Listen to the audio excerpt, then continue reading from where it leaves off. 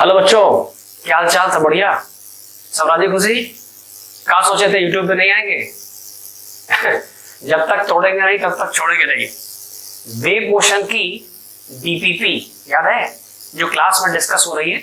Repeater batch के लिए specially मैंने अनाउंस कर दूं, रिपीटर बैच में डिस्कस होने वाली DPP number daily practice paper 47, 48, 49 open करके फटाफट बैठ जाइए, अपनी नोटबुक ले लीजिए, तीनों डीपीपी सामने रख लो, राइट।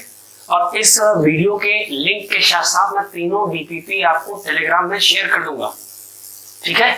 तीनों डीपीपी रख लेना, वीडियो देख देख के सोल्यूशन में उन क्वेश्चंस का डिस्कशन करने जा रहा हूं जो क्वेश्चन आपको क्लास प्रैक्टिस के दौरान बताए तो गए बट डिस्कशन का छूट गया है। तो जितने भी लेफ्ट क्वेश्चन है उसमें 12-13 क्वेश्चन से करीब करीब हम वो डिस्कस करने जा रहे हैं बेटा, राइट? रेडी?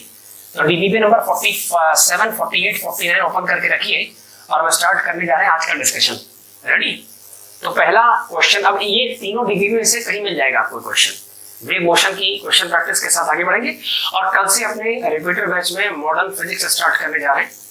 तो बिल्कुल मेंटली प्रिपेयर होकर आइएगा और गेट पे इसकी कॉपी चेक करेंगे हम, है ना? बिल्कुल मेंटली प्रिपेयर रहिए क्योंकि इसके ये जो क्वेश्चन है इनका सोल्यूशन भी आपके पास रेडी रहे और साथ ही साथ वेव का शॉर्ट नोट्स बनाने का जो होमवर्क दिया था वो भी कंप्लीट करके आना, राइट? तो पहला क्वेश्चन है इन्हीं डीपीपी में से, हमने रैंडमली इनको पिक किया है। ये पहला क्वेश्चन एक्चुअली स्टेशनरी वेव का है। क्वेश्चन कहता है स्टैंडिंग वेव का प्रोडक्शन हो सकता है, standing waves can be produce. तो किसी स्ट्रिंग को अगर दोनों एंड पर क्लैंप कर दिया जाए, एक स्ट्रिंग जो दोनों एंड पर क्लैंप कर दी जाए, अगर इसे थोड़ा सा डिस्टरबेंस देकर के छोड़ दिया जाए तो इसमें भी स्टैंडिंग वेव का प्रोडक्शन हो जाता है। अगर स्ट्रिंग को एक एंड पर क्लैंप किया गया है, एक एंड पर क्लैंप करने के बाद एक तरफ से वाइब्रेशन दिया जाए तब भी वेव के सुपरपोजिशन से स्टैंडिंग वेव का प्रोडक्शन हो जाता है। तो ये ऑप्शन भी सही है, ये भी सही है, दोनों तरीके हैं, can be produce. When incident wave get reflected from a wall, बच्चों वॉल को हम एक रिजिड बाउंड्री की तरीके ट्रीट करते हैं, तो अगर कोई वेव किसी रिजिड बाउंड्री से टकराए और पलटकर वापस चली जाए तो आने वाली इनकमिंग और रिफ्लेक्टेड वेव के बीच में सुपरपोजिशन होने से स्टैंडिंग वेव का फॉर्मेशन होता है। तो तीनों शानदार। अब डी ऑप्शन क्या कह रहा है? डी ऑप्शन कह रहा है when two incident wave with a phase difference of pi are moving in the same direction, बच्चों सेम डायरेक्शन में प्रोपेगेट करने वाली वेव सुपरपोजिशन इंटरफेरेंस तो कर सकती है बट उससे स्टैंडिंग वेव का प्रोडक्शन नहीं होगा। स्टैंडिंग वेव का प्रोडक्शन होने के लिए दोनों वेव्स का अपोजिट डायरेक्शन पर चलना आवश्यक है, राइट? तो बच्चों उनसे कहा गया था चूज द रॉन्ग ऑप्शन। कौन सा ऑप्शन ऐसा है जो स्टैंडिंग वेव प्रोडक्शन नहीं कर सकता? स्टैंडिंग वेव प्रोड्यूस हो सकती है पहले ऑप्शन में, दूसरे में, तीसरे में, कहां नहीं हो सकती है? कौन सा रॉन्ग है? कौन स्टैंडिंग वेव का प्रोडक्शन नहीं कर सकता? वो डी पार्ट है बेटा, कि दो वेव अगर सेम डायरेक्शन पे चलेगी तो स्टैंडिंग वेव का प्रोडक्शन नहीं हो सकता। क्लियर है? अगले पॉइंट पर चलते हैं। और आपने अच्छे से पढ़ा या नहीं पढ़ा रैंडमली ऐसे ही चेक कर लेंगे इस तरह के क्रॉस क्वेश्चंस करके। बहुत बढ़िया सवाल है, अगला देखिए। क्वेश्चन कह रहा था टाइप्स ऑफ वेव, कौन सी टाइप ऑफ वेव का प्रोडक्शन सोनोमीटर वायर में होता है? आपको पता होगा कि एक वुडन ब्लॉक्स है ना जिसमें छोटे छोटे होल्स बने होते हैं, उसके ऊपर एक एंड फिक्स करके अगर एक तार को बांध करके उससे पुली की मदद से एक वजन वेट लटका दिया जाए तो अंडर टेंशन रहने वाला ये वायर कुछ जगहों पर क्लैंपिंग करने के बाद स्टैंडिंग वेव प्रोड्यूस करने का एक सोर्स बन जाता है। और इसमें जो वाइब्रेशंस होते हैं जैसे इसे डिस्टर्ब करोगे तो वेव का ट्रांसफर पूरे वायर में होगा, वेव का प्रोपगेशन वायर की लेंथ के अलाउ होगा, बट जो डिस्टर्बेंस है, जो वेव का प्रोडक्शन है, उसमें डिस्टर्बेंस करने वाले वायर की वाइब्रेशन परपेंडिकुलर अप डाउन होंगे। सरल भाषा में तने हुए तार यानी टाइट स्ट्रिंग को अगर छेड़ दोगे तो वेव का प्रोपगेशन तो अलोंग लेंथ होगा बट पार्टिकल्स का वाइब्रेशन वायर का वाइब्रेशन लेंथ के परपेंडिकुलर होगा और ऐसे वाइब्रेशंस की वजह से इस वेव का नाम ट्रांसवर्स वेव पड़ जाएगा। सो बच्चों इसमें ट्रांसवर्स वेव का प्रोडक्शन होता है। अब बच्चे के साथ ट्रांसवर्स प्रोग्रेसिव की ट्रांसवर्स स्टेशनरी, तो sonometer actually stationary wave production करता है तो ट्रांसवर्स स्टेशनरी वेव का प्रोडक्शन हो जाएगा। अगर यही वेव किसी मीडियम में इनफाइनाइट बाउंड्रीज के साथ भगती चली जाती तो ट्रांसवर्स प्रोग्रेसिव। तो सोनोमीटर स्टेशनरी वेव प्रोडक्शन करने का संसाधन है, एक सोर्स है जिसमें ट्रांसवर्स स्टेशनरी वेव प्रोडक्शन होता है, राइट?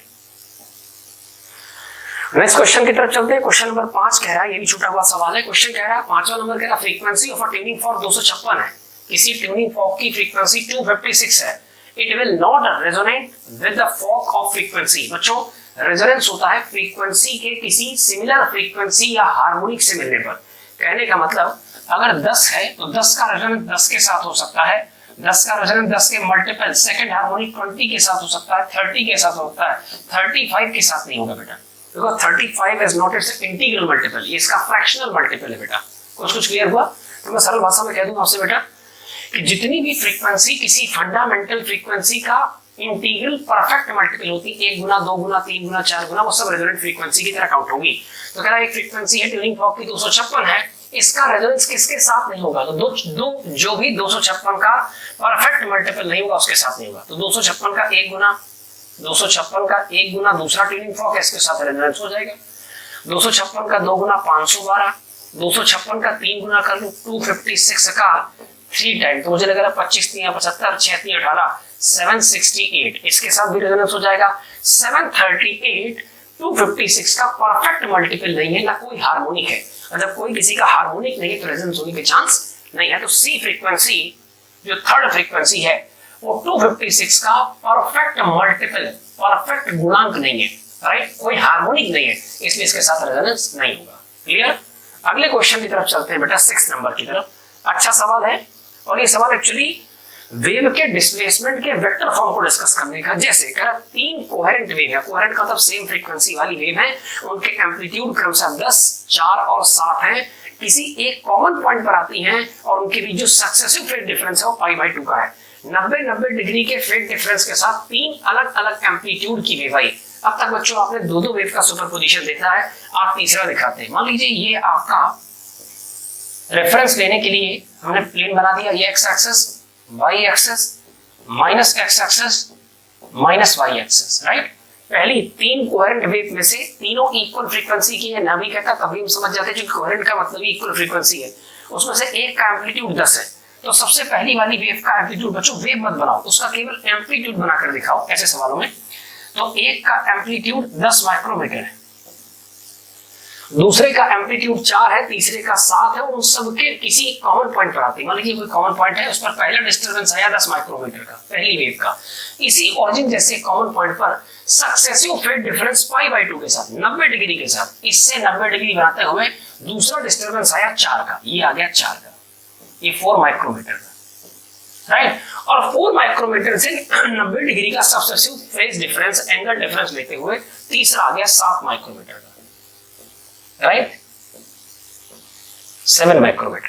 ध्यान समझिए, ओरिजिन जैसे कॉमन पॉइंट पर 3 एक साथ वेव्स आई, प्रोग्रेसिव वेव आई, उनमें से एम्पलीट्यूड क्रमशः 10 माइक्रोमीटर, 4 माइक्रोमीटर, 7 माइक्रोमीटर, और सभी के बीच का जो फेज डिफरेंस है, ये फेज डिफरेंस मतलब 10 और 4 के बीच का फेज डिफरेंस 90 डिग्री यानी π/2, 4 और 7 के बीच का भी फेज डिफरेंस 90 डिग्री यानी π/2, राइट। तो मुझे बताना है कि ओरिजिन के इस पॉइंट पर रिजल्टेंट वेव क्या है। ये बहुत सिंपल सा सवाल है। हमने कहा ना कि इंटरफेरेंस का या सुपरपोजिशन का मतलब होता है किसी पॉइंट पर जो रिजल्टेंट डिस्प्लेसमेंट होगा। अब ओरिजिन जैसे पॉइंट का जो रिजल्टेंट डिस्प्लेसमेंट है वो तीनों के डिस्प्लेसमेंट या तीनों के एम्पलीट्यूड के वेक्टर सम के बराबर है। तो वेक्टर सम के हिसाब से देखोगे बच्चों तो 10 आगे की तरफ और 4 पीछे की तरफ, ये दोनों एक दूसरे के एंटी पैरेलल हैं। एंटी पैरेलल होने से एम्पलीट्यूड या संख्याएं मैग्नीट्यूड के फॉर्म में सीधे, अरे आपको याद होगा एक पॉइंट पर जब एक से ज्यादा वेक्टर काम करें तो अगर डायरेक्शन सेम है तो जोड़ दो, अपोजिट है तो घटा दो, कोई थीटा एंगल है तो रिजल्टेंट निकाल लो। तो पहले तो जस्ट जो सीधे सीधे कैलकुलेट हो जाएगा, तो 10 में से 7 अपोजिट है तो घटा दो, मतलब इस पॉइंट को 10 का एम्पलीट्यूड आगे ले जाना चाहता, 7 पीछे ले जाना चाहता, तो रिजल्टेंट क्या होगा 10 माइनस 7, आंसर कितना हो जाएगा 3।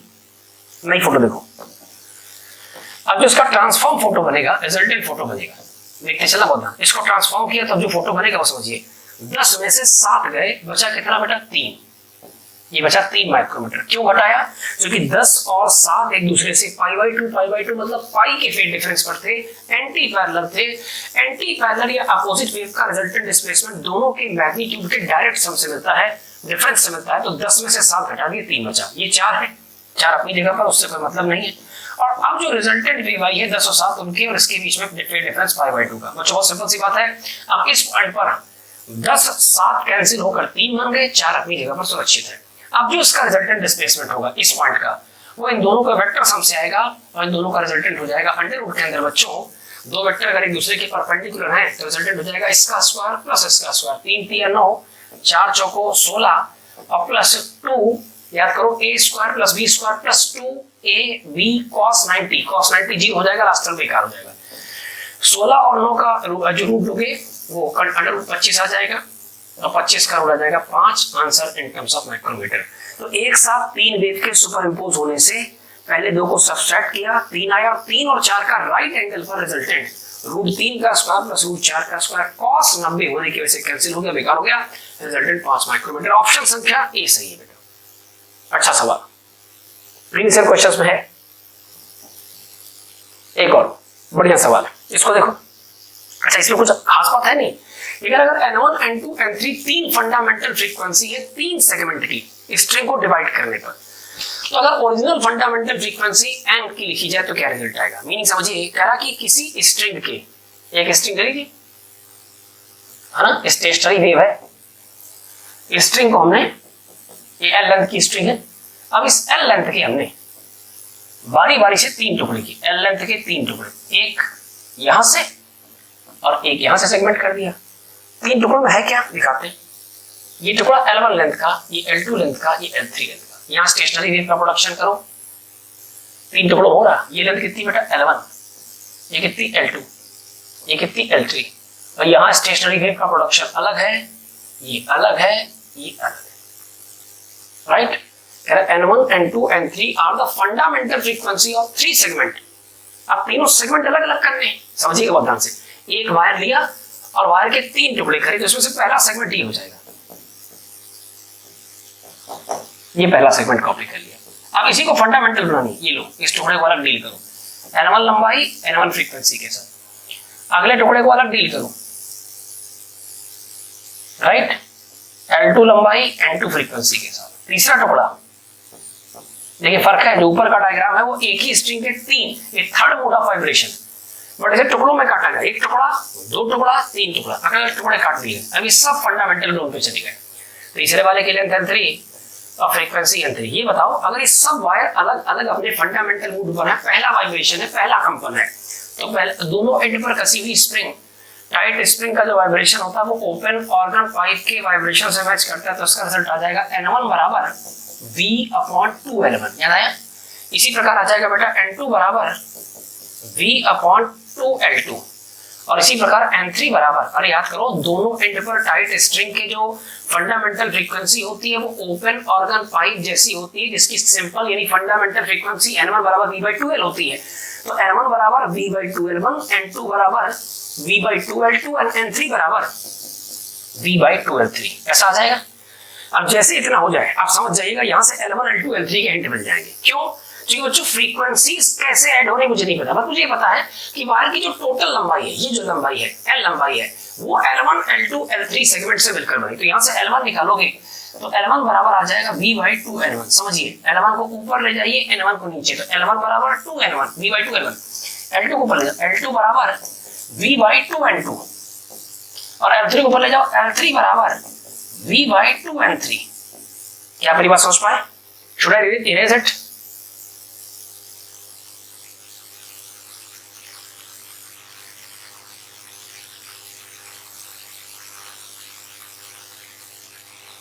राइट,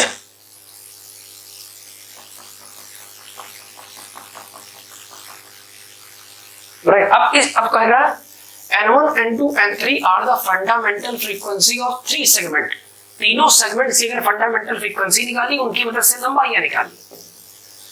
अब कह रहा है the original fundamental frequency N of the string. तो इस स्ट्रिंग की ओरिजिनल फंडा, इसमें एक लूपा, ये लूपा, अगर इसे ही वाइब्रेट कराया जाए, मतलब ये स्ट्रिंग का डायरेक्ट वाइब्रेशन है और ये स्ट्रिंग के टुकड़ों पे वाइब्रेशन है। अब यहां से क्या रिजल्ट मिलेगा?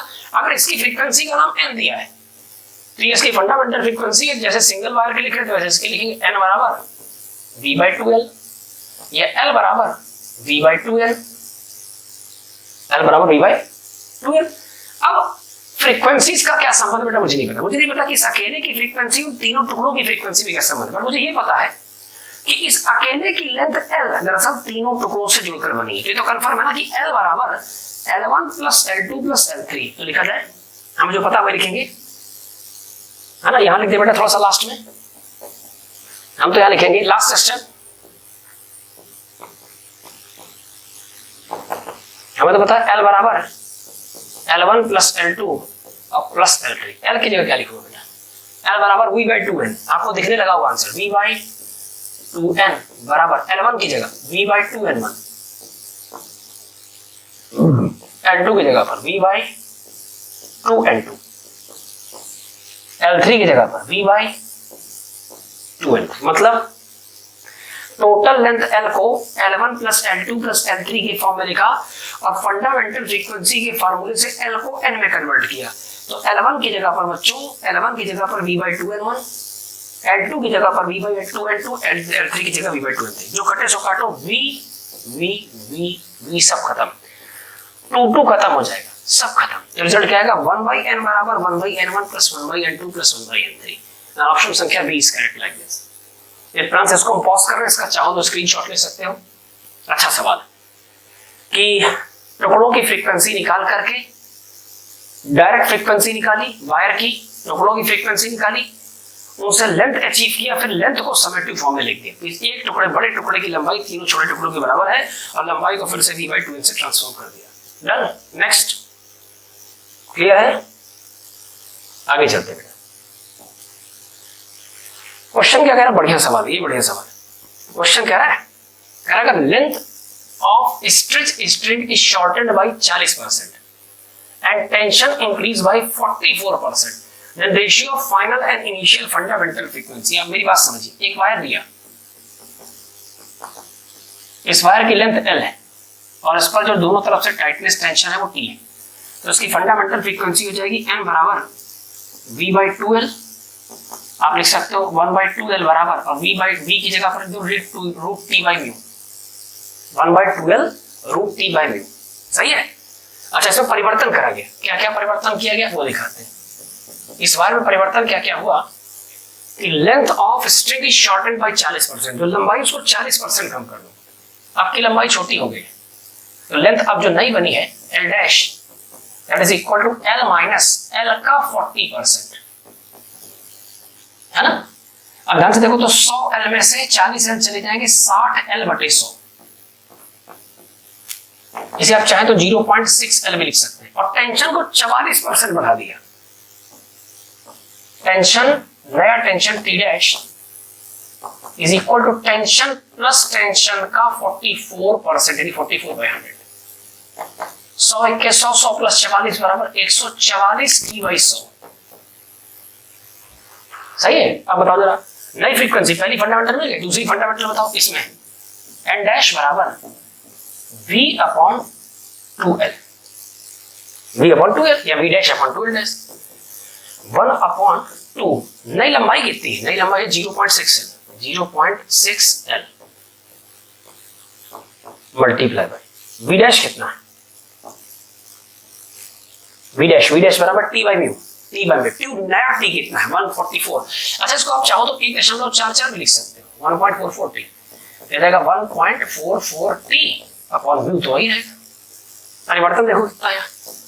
नई n डैश बराबर 1/6 दूनी 12, 1.2L और रूट सुनो 1.44 दरअसल 144 का रूट 12, उसी प्रकार 1.44 का रूट 1.2। बाकी रूट के अंदर T बच जाएगा, म्यू बच जाएगा। मेरी लॉजिक समझिए बेटा। लंबाई का जो चेंज है 40% का, यानी 0.6L वो नीचे दिखा तो 6 दूनी 12 ये आ गया, और टेंशन बढ़ा 44% तो 1.44 T ऊपर आया, 1.44 बाहर निकला 1.2। मजे की बात यह है कि लंबाई में कमी और टेंशन की बढ़त आपस में कैलकुलेशन के दौरान कैंसिल हो गए। तो अच्छी बात यह है कि जो फाइनल आंसर आया है वो आ गया n डैश बराबर 1/L रूट के अंदर T/μ। देख लो भाई, राइट? अब कह रहा है ratio of final and initial frequency, final n dash है, n dash upon n, ratio of final frequency with respect to initial fundamental frequency। final is n dash, initial is n dash कितना है? 1/2L, sorry 1/L root T/μ, सब कटने पिटने के बाद। और initial कितनी है बेटा? 1/2L और रूट के अंदर T/μ, जो कटे सो काटो, T/μ से T/μ, 1/L से 1/L। क्या 2 उछल कर ऊपर जाएगा? ये वाला 2 जंप करके ऊपर जाएगा, तो रेशियो बन जाएगा 2:1। And this is the D part option. Simple frequency लिखी बच्चों, जब भी कभी पूछे कि इस फाइनल का इनिशियल के साथ रेशियो, इनिशियल का फाइनल के साथ, जब भी कभी आपसे किसी प्रकार के रिजल्ट को वेरी करके नए आंसर के बारे में पूछे, आप पहले जो फार्मूला जानते हैं वो लिखिए, फिर फार्मूले में टेंशन को परिवर्तित करिए, लेंथ को परिवर्तित करिए, नई फंडामेंटल फ्रीक्वेंसी बनाइए, और फिर नई फंडामेंटल फ्रीक्वेंसी और पुरानी फंडामेंटल फ्रीक्वेंसी जब डिवाइड करो तो अपने आप most of the quantities which are useless will be deducted automatically, अपने आप कट जाएगी, हट जाएगी। डन। अगला क्वेश्चन बढ़िया है और सुनिए, current number of possible natural oscillations of air column of pipe closed at one end of length 85 centimetre, जिसकी फ्रीक्वेंसी 1250 से नीचे पड़े। बच्चों एक ऐसा सवाल आपके पास और है, आपकी शीट पे होगा कि एक अगर ट्यूनिंग फॉर 1500 हर्ट्ज की फ्रीक्वेंसी निकाल रहा है तो उसकी मैक्सिमम कितनी बीट्स सुनी जा सकती, मैक्सिमम कितने हार्मोनिक्स सुने जा सकते हैं। तो मेरी बात समझिए, हम करेंगे, मान लीजिए मेरे पास सवाल, हम सवाल से हट के थोड़ा डिस्कस कर रहे हैं ऐसे ही कि मान लीजिए मेरे पास एक ट्यूनिंग फॉर्क है, सवाल से हटा रहे,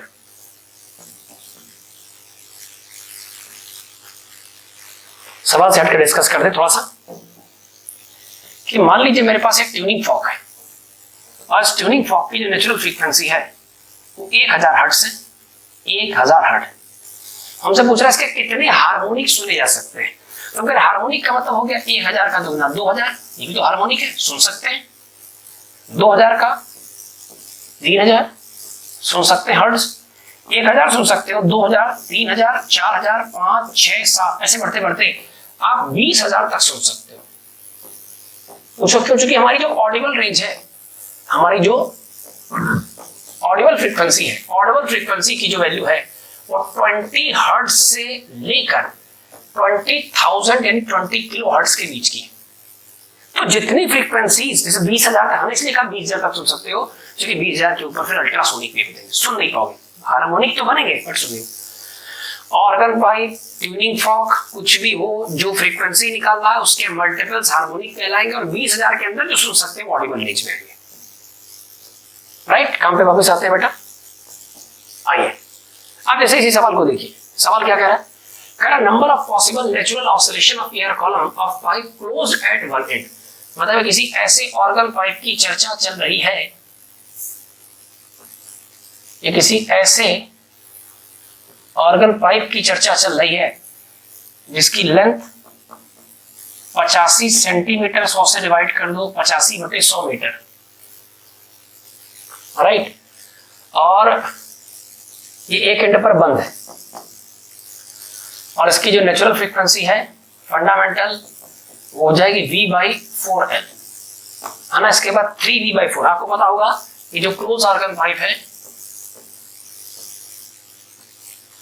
इसमें हमेशा ऑड हार्मोनिक्स बनते हैं। ऑड बोले तो 1 बनेगा, 3 बनेगा, 5 बनेगा एंड सो ऑन। हमसे क्वेश्चन पूछ रहा है 85 सेंटीमीटर लंबाई का क्लोज ऑर्गन पाइप अगर अपने ऑड हार्मोनिक्स बनाने पे उतर आ जाए तो आप वो फ्रीक्वेंसी बताइए जो 1250 से बिलो है। तो पहले इसकी एक फ्रीक्वेंसी तो निकालो, तो इसकी एक फ्रीक्वेंसी हो जाएगी n1 बराबर v, मतलब वेलोसिटी कितनी, तो साउंड वेलोसिटी 340/4 मल्टीप्लाई बाय लंबाई के नाम पर 85/100।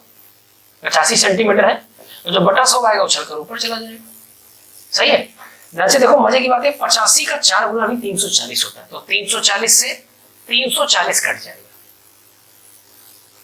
340 से 340, 85 का 4 गुना 3 कट गया, आंसर आ गया फंडामेंटल फ्रीक्वेंसी बराबर 100। जो पहली फ्रीक्वेंसी बनेगी वो 100 है, राइट। अब बात है क्लोज ऑर्गन पाइप की, तो क्लोज ऑर्गन पाइप में बनने वाली संभावना 100 बनेगा, थर्ड हार्मोनिक 300 बनेगा, 500 बनेगा, 700 बनेगा, 900 बनेगा, 1100 बनेगा, इसके बाद 1300 बनेगा जो कि नहीं चाहिए। क्यों? मुझे तो बेलो 1250 चाहिए, तो 1100 के बाद 1200 इवन हार्मोनिक है, नहीं बनेगा, और 1250 तो बिल्कुल नहीं, राइट। तो हमारे पास जो 85 सेंटीमीटर लेंथ का क्लोज ऑर्गन पाइप है उससे बनने वाली फंडामेंटल फ्रीक्वेंसी और उसके बाकी सारे ऑड हार्मोनिक्स 1, 3, 5, 7, 9, 11 तक जाएंगे। 11 के आगे नहीं जाना है, मतलब 11 के आगे जाओगे तो 13 मिलेगा जो कि मुझे नहीं चाहिए, तो 12.5 के अंदर चाहिए। तो कितने आपने इसके नंबर ऑफ पॉसिबल नेचुरल, कितने नेचुरल ऑसिलेशंस, कितने ऑड हार्मोनिक्स आपने सुने, 1, 2, 3, 4, 5, 6, ऑप्शन संख्या डी 6 हार्मोनिक सुनाई देंगे, राइट। अच्छा अगर यही ओपन ऑर्गन पाइप होता गलती से, ओपन तो खैर फार्मूला बदल जाता, लेकिन मान लो ओपन ऑर्गन पाइप की फ्रीक्वेंसी 100 आती, तो फिर आपको 1250 की पहले 12 सुनाई देते, 1 सुनता, 2 3 4 5 6 7 8 9 10 11 1200 तक सुनाई देता। एक ये भी अच्छा है, लगा लो, कोशिश करो। जैसे क्वेश्चन करा है, पाइप है जिसकी लंबाई 30 सेंटीमीटर है, ओपन एट बोथ एंड है, प्रोड्यूस कर रहा है harmonic, which harmonic mode of the pipe resonate at 1.1 kilohertz force. बच्चों पहले समझो 1.1 किलो का मतलब 10 की पावर 3 यानी 1000। जब 1.1 को 1000 से मल्टीप्लाई करोगे तो मुझे ऐसा लगता है कि ये 1 2 3 1100 हर्ट्ज के आसपास की बात करने की कोशिश कर रहे हैं, है ना।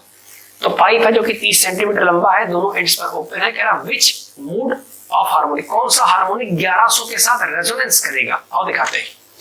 पहले तो एक ओपन ऑर्गन पाइप सोचो, ओपन ऑर्गन पाइप सोच लिया। ओपन ऑर्गन पाइप का मतलब ऐसा ऑर्गन पाइप जो दोनों एंड्स पर ओपन हो, लाइक दिस, इस तरह के हार्मोनिक्स बनेंगे वगैरह वगैरह, है ना।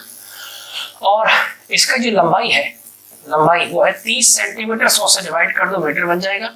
स्पीड ऑफ साउंड 330 दिया है। आइए जुगाड़ करते हैं, सब समझिए। इसकी जो फंडामेंटल फ्रीक्वेंसी हो जाएगी उसका फार्मूला, क्लोज ऑर्गन पाइप का V/4L है और ओपन ऑर्गन पाइप का V/2L है। तो इसकी जो हार्मोनिक हमें सुनिए, V का मतलब 330 क्वेश्चन में दिया है, और बटे लंबाई 2 मल्टीप्लाई बाय लंबाई 30 सेंटीमीटर को 100 से डिवाइड करोगे, 100 चला जाएगा ऊपर आंसर मीटर में, राइट। कोई समस्या? देखो 0 से 0 काट दीजिए और 3 से काटेंगे तो ये 11 आएगा, और 2 से काटेंगे तो बच्चों मुझे लगता है शायद ये 5 आ जाएगा, 50 आएगा, सॉरी 2 से काटो 50, 11 5 55 550, मतलब 30 सेंटीमीटर लंबे दोनों एंड पर open organ pipe, both and open organ pipe की जो फंडामेंटल फ्रीक्वेंसी V/2L से आई, वो फ्रीक्वेंसी आपकी आ गई 550 हर्ट्ज, राइट। अब 550 हर्ट्ज का कौन सा हार्मोनिक, तो 550 तो फंडामेंटल फ्रीक्वेंसी है, फर्स्ट हार्मोनिक है, इसी का जस्ट दुगुना 1100 हर्ट्ज इसका सेकंड हार्मोनिक होगा। तो क्वेश्चन कह रहा है 550 हर्ट्ज फंडामेंटल वाले का कौन सा हार्मोनिक किसी 1.1 किलो हर्ट्ज मतलब 1100 हर्ट्ज के साथ रेजोनेट करेगा। रेजोनेट मतलब सिमिलर फ्रीक्वेंसी मिला लिया, उसी का मल्टीपल हो, तो रेजोनेंस जब ये फ्रीक्वेंसी देखेगा तो सेम फ्रीक्वेंसी मिलाओ, तो 1100 हर्ट्ज। तो उस ओपन ऑर्गन पाइप का 550 का दुगना मतलब दूसरा हार्मोनिक 1100 के साथ मिला, भाई इसकी फ्रीक्वेंसी दूसरे हार्मोनिक पर 1100 हो जाएगी, और 1100 इसकी भी है, सोर्स दिया गया तो 1100 रेजोनेंस हो जाएगी, सेकंड हार्मोनिक बेटा, राइट। कोई समस्या? 12वां नंबर सवाल देखिए। एक ओपन ऑर्गन पाइप है, ओपन ऑर्गन ट्यूब है, उसकी लंबाई 25 सेंटीमीटर है, और इसमें जो एयर यानी साउंड की वेलोसिटी इन एयर है वो 330 है। तो इमिटेड फ्रीक्वेंसी बनानी है। बहुत सिंपल सवाल, आप ओपन ऑर्गन पाइप बनाइए, राइट। दोनों एंड्स पर ओपन है, लेंथ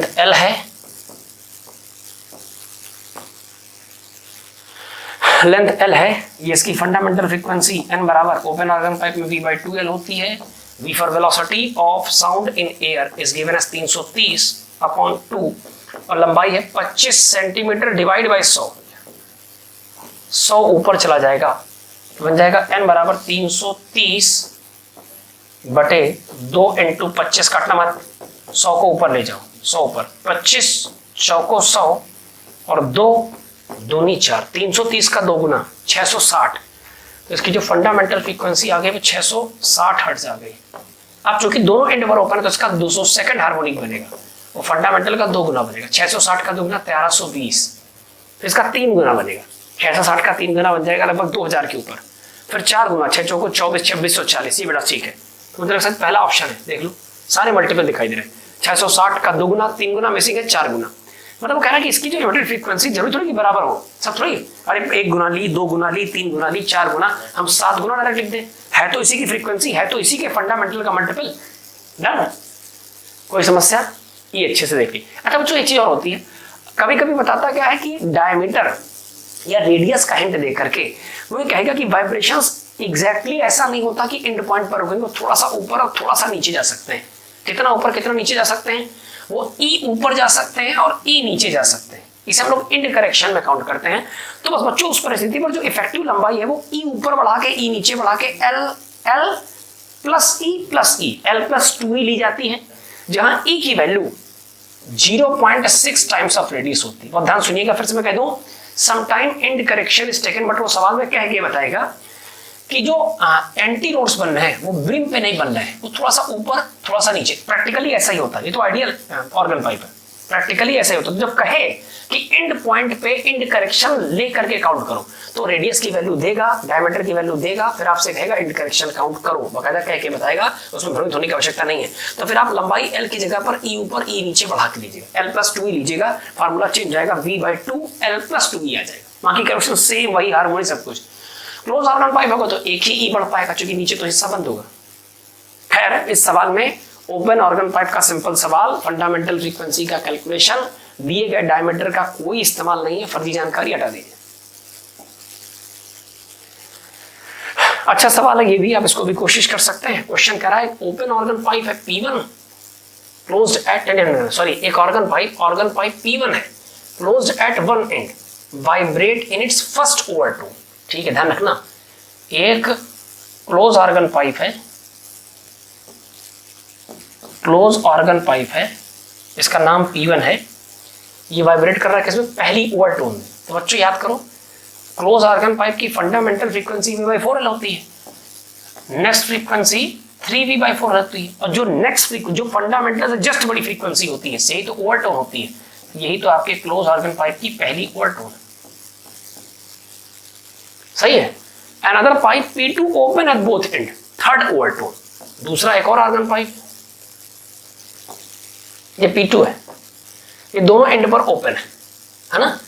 इसका क्या चाहिए, है ना, कह रहा P2 open at both and vibrate in its third overtone, इसका थर्ड ओवरटोन। तो पहला v/2L, 2v/2L, 3v/2L, 4v/2L, जगह भी खत्म काम भी खत्म। कैसे, ये fundamental first harmonic, no overtone, पहला ओवरटोन, दूसरा ओवरटोन, तीसरा ओवरटोन, तो इसका थर्ड ओवरटोन है ना, थर्ड ओवरटोन इसका हो जाएगा 4v/2L। राइट, कोई समस्या? आप कह रहे हैं इनकी रेशियो ऑफ लेंथ बताओ, कोई दिक्कत नहीं, हम भाई कह सकते हैं क्लोज ऑर्गन पाइप की लंबाई L1 रही होगी, क्योंकि सेम लेंथ ऐसा तो कुछ कहा ही नहीं, वो तो रेशियो ऑफ लेंथ पूछ ही रहा था, एक की लंबाई अलग होगी, इसकी लंबाई इतना अलग होगी, एक L1 होगा एक L2 होगा। अब दोनों की इनका रेशियो, तो कह रहा है ratio of length of P1 to that of P1, ratio of length of P1 to that of P1, मतलब मुझे L1/L2 का रेशियो चाहिए। क्या फर्क पड़ता है, किसी को किसी से डिवाइड करो, इसकी फ्रीक्वेंसी निकालो, 3v/4L1, L नहीं L1, राइट, L1 चाहो तो लगा लो, और ये हो जाएगा सब में L2 लग जाएगा, यहाँ भी L2। तो इसकी फर्स्ट ओवरटोन फिर समझिए, ऑर्गन पाइप दो है, P1 जो क्लोज है एक एंड पर, उसका first overtone, another organ pipe P2 जो दोनों एंड पर ओपन है, उसका third overtone. They are in resonance with a given tuning fork, वो दोनों किसी तीसरे ट्यूनिंग फॉर्क के साथ रेजोनेंस में, मतलब दोनों की फ्रीक्वेंसी मैच कर गई, P1 की भी ट्यूनिंग फॉर्क से मैच कर गई, P2 की भी ट्यूनिंग फॉर्क से मैच कर गई, मतलब दोनों आपस में रेजोनेंस है। कौन कौन सी केस में, जब इसका सेकंड ओवरटोन, जब इसका, हाँ, इसका फर्स्ट ओवरटोन हो और उसका थर्ड ओवरटोन हो, है कितना 4v/, क्वेश्चन कह रहा है इसका फर्स्ट ओवरटोन सेम है इसके थर्ड ओवरटोन के, दोनों बातें बराबर करो, तो इसका फर्स्ट ओवरटोन आ जाएगा 3v/4L1, अब पड़ोस में दूसरे वाले का आ जाएगा 4v/2L2, राइट, v से v खत्म,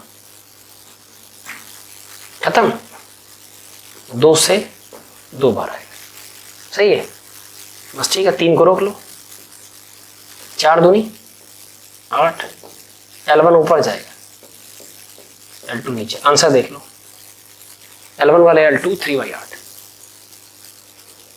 डन, कोई कंफ्यूजन नहीं। मतलब आपको अगर फ्रीक्वेंसीज के रिजल्ट बनाने आते हैं तो क्लोज ऑर्गन पाइप का पहला ओवरटोन, ओपन ऑर्गन पाइप का तीसरा ओवरटोन, दोनों की फ्रीक्वेंसी रेजोनेंस में अर्थात बराबर है, बराबर की लंबाई का रेशियो आ गया। इसके बाद बच्चों ये तो खत्म, बस यहाँ से सवाल खत्म, मतलब इतने सवाल थे जो थे दिमाग में डिस्कस करने। एक सवाल, सबसे पहला सवाल है ये वाला, अच्छा सवाल है, ये डॉपलर इफेक्ट का है। 2 कार मूव कर रही है इस तरह से कि दोनों रोड्स एक दूसरे को क्रॉस करते वक्त परपेंडिकुलर है, उनमें से एक की रफ्तार 36-72 है, एक की 36, एक की 72 है।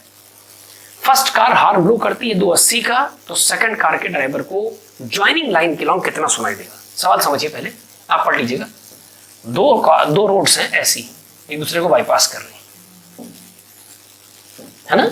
ये मान लीजिए यहाँ कहीं 4 वे है, चौराहा है ऐसा। अब एक कार यहां से आ रही है ना, एक कार यहां से फ्रॉम हियर, ये कार फर्स्ट है, यही हॉर्न ब्लो कर रही है, यही सोर्स फ्रीक्वेंसी का काम कर रही है, 285 हर्ट्ज की फ्रीक्वेंसी का। समझाते हैं पूरी, ध्यान देंगे।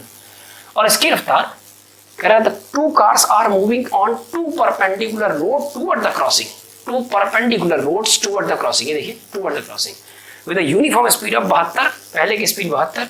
तो बच्चों 72 किलोमीटर प्रति घंटा लिखो, या 5/18 से डिवाइड करोगे, 18 चौको 72, अर्थात 5 चौको 20 मीटर प्रति सेकेंड। हमें तो मीटर पर सेकंड की आवश्यकता पड़ेगी। अगला क्या है,